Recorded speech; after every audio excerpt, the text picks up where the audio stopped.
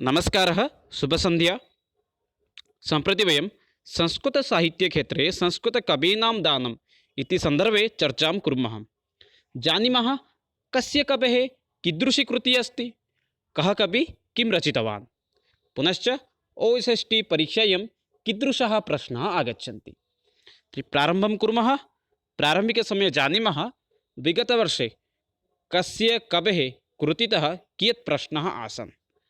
विगतवर्षस्य प्रश्नपत्रस्य यदा अहम् अवलोकनं कृतवान् तदा जयदेवस्य सन्दर्भात् प्रश्नचतुष्टयं, बाणभट्टतः प्रश्नत्रयं, श्रीहर्षरचनातः प्रश्नद्वयं, दण्डितः प्रश्नत्रयं, भर्तृहरितः प्रश्नद्वयं, त्रिविक्रमभट्टतः प्रश्नत्रयं, भवभूतितः एकः एव प्रश्नः, पुनश्च भासस्य जीवनी रचनातः अपि षड् प्रश्नाः आसन्। इदानीं वयम् एतेषां कवीनां कृतिविषये संक्षेपेण आलोचनां कुर्मः। भवन्तः यदि अन्तिमं पर्यन्तं यदि वीडियो पश्यन्ति तर्हि अवश्यं संस्कृतसाहित्यक्षेत्रे कवीनां दानम् इति सन्दर्भे 10 अङ्कान् आनेष्यन्ति इति मम विश्वासः अस्ति। तर्हि प्रारम्भं कुर्मः। इदानीं प्रारम्भिकसमये भासस्य जीवनचरित्रं सामान्यरूपेण पश्यामः। भासस्य विस्तृतजीवनचरित्रम् अहं पूर्वमेव पाठितवान्। उपरि ऐ बटन् मध्ये लिङ्क् अस्ति, ततः गत्वा भवन्तः द्रष्टुम् अर्हन्ति। नाम अस्ति भासः, उपाधिः आसीत् धावकः, जन्मकालः प्रायः निश्चितः नास्ति, तथापि प्रायः जनाः वदन्ति इष्टपूर्वशततः 200 इष्टाब्दमध्ये इति। वैष्णवधर्मस्य उपासकः आसीत्, वैदर्भीरीत्याः कविः आसीत्, गुणः आसीत् प्रसादमाधुर्य ओजो त्रयाणां प्रयोगः स्वस्य काव्येषु करोति। रसः आसीत् शृङ्गाररसः, वीररसस्य प्रयोगः अधिकाधिकः। भासस्य भाषाशैली अत्यन्तसरला संस्कृता आसीत्, पुनश्च अकृत्रिमा अपि। काव्येषु नाटकेषु अथवा रचनासु अनुप्रास उपमा स्वभावव्यक्ति उत्प्रेक्षा रूपकादि अलङ्काराणाम् एव अधिकाधिकप्रयोगं करोति। इदानीं भासस्य कृतीनां विषये पश्यामः। यदा भासस्य कृतीनां विषये वयम् आलोचनां कुर्मः, भासस्य कृतिं वयं 4 भागेषु विभक्तम् अपि कर्तुं शक्नुमः, यथा रामायणं, महाभारतम्, उदयनमूलकं, कथामूलकम्। अधिकाधिक अत्र भासस्य 13 एव प्रसिद्धानि नाटकानि एव समाजे इदानीम् उपलब्धाः सन्ति। इदानीं तेषां विषये एव वयं चर्चां कुर्मः। रामायणतः नाटकद्वयम्, अभिषेकनाटकं, प्रतिमानाटकं। महाभारतात् तथैव 7 नाटकानि सन्ति। मध्यमव्यायोगोः, दूतकाव्यं, कर्णधारः, दूतघटोत्कचः, पञ्चरात्रम्, उरुभङ्गः, वालचरितं। तथैव उदयनमूलकात् अपि नाटकद्वयं, प्रतिमानाटकं, स्वप्नवासवद्दतं। कथामूलकात् अभिमारकं, पुनश्च दरिद्रचारुदत्तम्। एवं प्रकारेण भासस्य 13 नाटकानि इदानीं समाजे उपलब्धानि सन्ति। यदि भवन्तः एतेषां नाटकानां विषये संक्षिप्तपरिचयमपि ज्ञातुम् इच्छन्ति, ऐ बटन् मध्ये लिङ्क् अस्ति, तत्र गत्वा भवन्तः द्रष्टुम् अर्हन्ति। यदि भवन्तः एतस्य PDF अपि प्राप्तुम् इच्छन्ति तर्हि अस्माकं टेलिग्राम् चैनल् मध्ये प्रवेशं कुर्वन्तु, तथा भवन्तः टेलिग्राम् चैनल् तः अपि PDF अपि प्राप्स्यन्ति। विगतवर्षस्य प्रश्नानि अपि भवन्तः इतः प्राप्स्यन्ति। इदानीम् अग्रे गच्छामः। भासस्य कृतीनां विषये इदानीम् आलोचनां कृतवन्तः। परीक्षासु बहुवारम् आगतवन्तः प्रतिमानाटकस्य रचयिता कः इति, पुनश्च दूतकाव्यम् अथवा अत्र क्षम्यतां प्रतिमानाटकम् इति अभवत्। अत्र 10 स्थाने प्रतिमानाटकं नास्ति, अत्र अस्ति योगन्धनारायण इति। योगन्धनारायण इति अत्र अस्ति, अत्र भ्रमवशात् अभवत्, अन्यथा अत्र अस्ति योगन्धनारायणम् इति। एवं प्रकारेण भासस्य 13 नाटकानि सन्ति। इदानीं वयं कालिदासस्य जीवनविषये किञ्चित् आलोचनां कुर्मः। कालिदासस्य विषये वयं तु जानीमः एव। अस्ति कश्चिद् वाक्विशेषः इति कदाचित् तस्य वाक्यात् अपि बहुवारं प्रश्नाः आगच्छन्ति। यथा पूर्ववर्षस्य यदि भवन्तः प्रश्नम् अवलोकयन्ति, तत्र अस्ति इति पदस्य आरम्भात् कस्य ग्रन्थस्य रचना भवति, एवं कदाचित् प्रश्नः भवति। अस्ति कश्चिद् वाग्विशेषः, कालिदासस्य कृते एव एषा पङ्क्तिः अस्ति। यदा कालिदासः गृहं प्रत्यागच्छति तदा तस्य पत्नी एव वदति अस्ति कश्चिद् वाक्विशेषः इति। अनन्तरं कालिदासः अस्ति कश्चिद् वाक्विशेषः पदद्वयं स्वीकृत्य पुस्तकत्रयं रचयति। अस्ति इति पदम् आधारीकृत्य कुमारसम्भवम्, अस्ति उत्तरस्यां दिशि देवतात्मा हिमालयो नाम नगाधिराजः। तथैव कश्चित् इति पदम् आधृत्य कश्चित् कान्ता विरहगुरुणा स्वाधिकारात् प्रमत्तः मेघदूतं। तथैव वाक् इति पदम् आधृत्य वागार्थविव सम्पृक्तो वागार्थ प्रतिपत्तये जगतः पितरो वन्दे पार्वती परमेश्वरम्।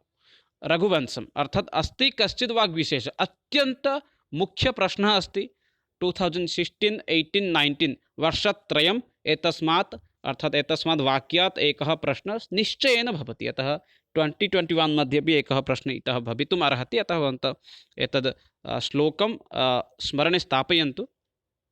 अग्रे अपि किञ्चित् कालिदासस्य रचनाविषये पश्यामः।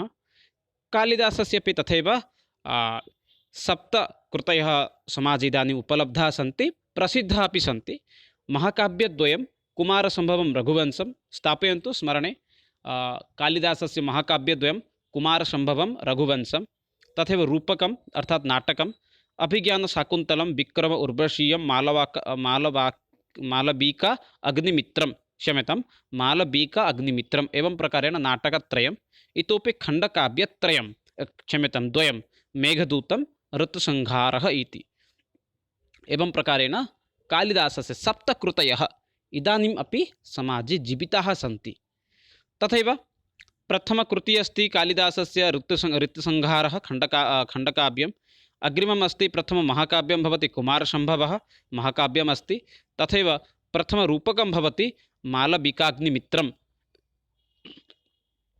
कालिदासस्य एका कृतिः इदानीमपि समाजे नाटकं प्रसिद्धं भवति, अभिज्ञानशाकुन्तलम् इति। एतत् नाटकम् इदानीमपि समाजे अत्यन्त प्रसिद्धः वर्तते। अग्रे अस्ति जयदेवस्य सन्दर्भे किञ्चित् जानीमः। कवेः नाम अस्ति जयदेवः, पिता भवति भोजदेवः, माता राधा अथवा रमादेवी अपि केचन वदन्ति। पत्नी आसीत् पद्मावती।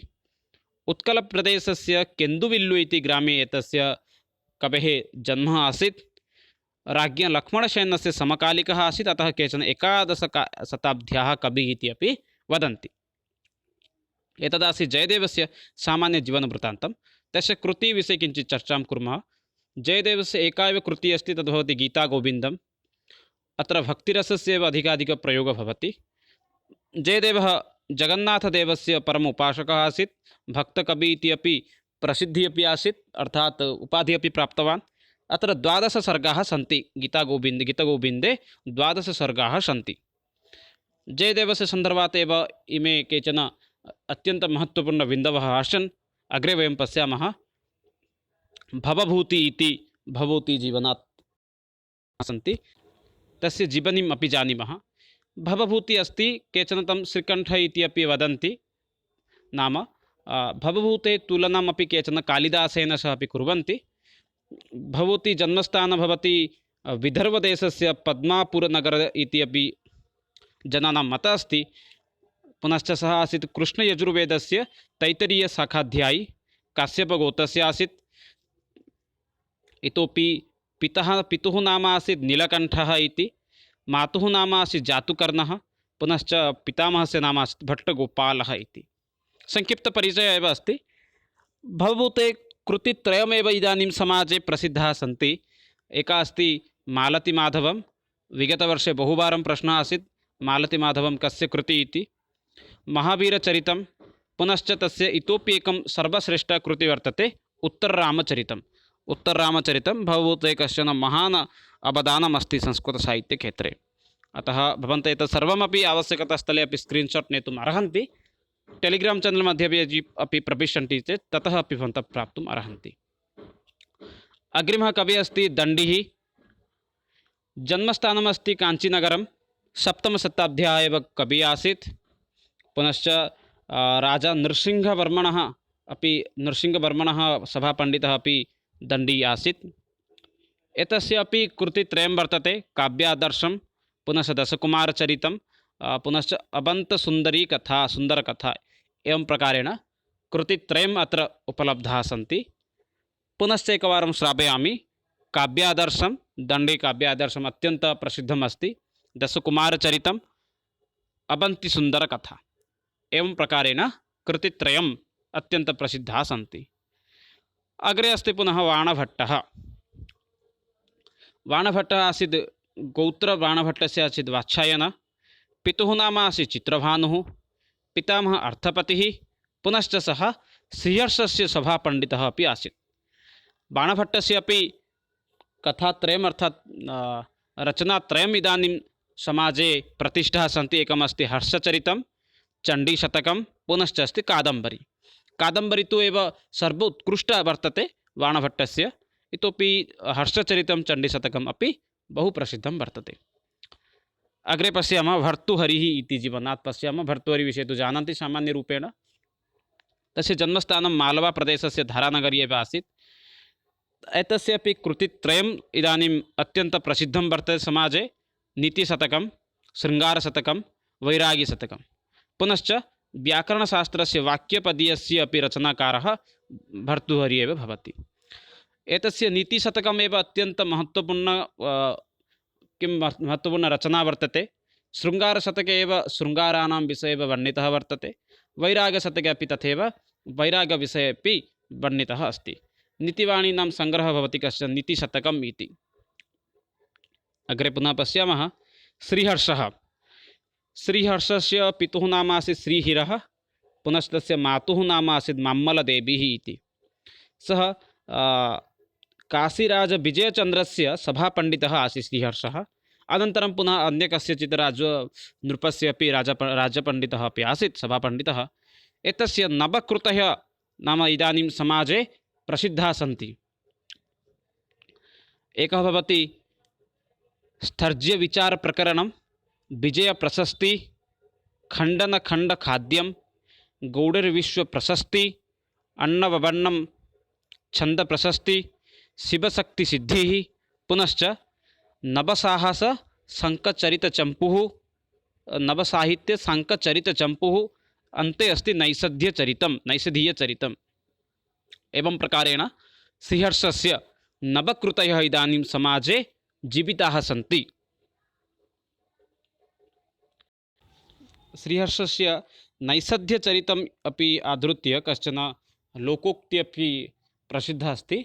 उदिते नैषध्ये को माघ को भारवी। अर्थात् नैषध्यचरितं यदा श्रीहर्षस्य आगच्छति तदा नाम माघस्य पुनश्च भारवेः अपि कृतीनां विषये कुत्रापि चर्चा न भवति। एवमासीत् श्रीहर्षस्य। पुनश्च इतोपि एकः श्लोकः अस्ति। श्लोकः तु इति न वदामि, एकं वाक्यम् अस्ति, यस्य यदि वयम् अभ्यासं कुर्मः तर्हि एतस्मात् सन्दर्भात् अपि प्रश्नः बहुवारं प्रत्येकवर्षम् अपि एतस्मात् सन्दर्भात् प्रश्नः आगच्छति। उपमा कालिदासस्य भारवे अर्थगौरवं, दण्डीनः पदलालित्यं, माघे सन्ति त्रयोगुणाः। बहुवारम् एतस्मात् सन्दर्भात् आगच्छति। कालिदासः रिक्तस्थानं भवति।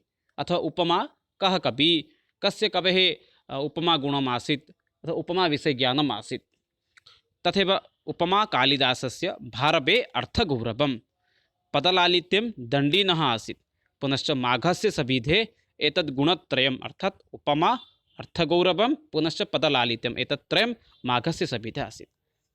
एवं प्रकारेण वयं सम्प्रति संस्कृतकवीनां ये कृतयः आसन् एतस्मिन् सन्दर्भे चर्चां कृतवन्तः।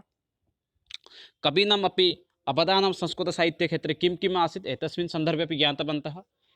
एवं प्रकारेण वयम् अद्य सम्पूर्णं संस्कृतकवीनां सन्दर्भम् आलोचनां कृतवन्तः। इतोपि वयम् अग्रे संस्कृतकवीनां सन्दर्भे ये प्रश्नोत्तराणि सन्ति तेषां विषये आलोचनां कुर्मः। तावत्पर्यन्तं विरमामि। जयतु भारतं, वदतु संस्कृतं, वन्दे मातरं। धन्यवादः।